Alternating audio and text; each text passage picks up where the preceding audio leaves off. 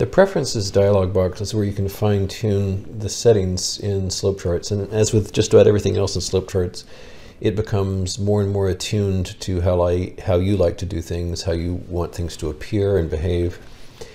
Down here at the bottom are a series of icons. This one here minimizes and maximizes slope charts on your screen. This item here logs out of the brokerage account, which is just for virtual trading. This is for virtual trading, and then over here on the right is the preferences icon.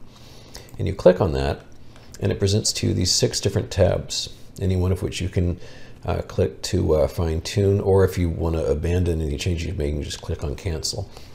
No need to go into the dozens and dozens of possibilities here. I'll just briefly describe each of these tabs. Appearance, as the name suggests, modifies the appearance of the presentation of either the text or the bars within it. These are pretty much in alphabetical order, and you can see, you can pretty much conclude from these which each of them does. Most of these are in the form of drop-down menus. Some of these are checkboxes. You have a slider here for the opacity of the grid. Data panel is a series of checkboxes which lets you hide or show different kinds of information in the data panel. And the data panel is the leftmost item here in slope charts. You can also get detail on most of these by clicking on the question mark. That'll present to you a new tab that describes the particular function that is represented by that description.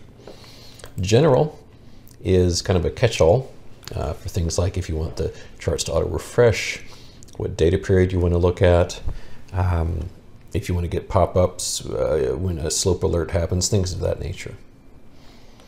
Options is specifically for options information, and you can, for example, show expiration dates, option dots, and so forth. This is only really if you trade and chart.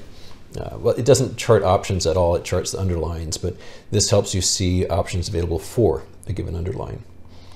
Shortcuts is described in detail in a different video, and so no need to go into that here, but this allows you to assign different keys to different functions that help you manage your watch lists. And finally, the watch list itself, quite important. Something you'll probably just change once and forget about forever. But this lets you emphasize symbols which are identical by different methods.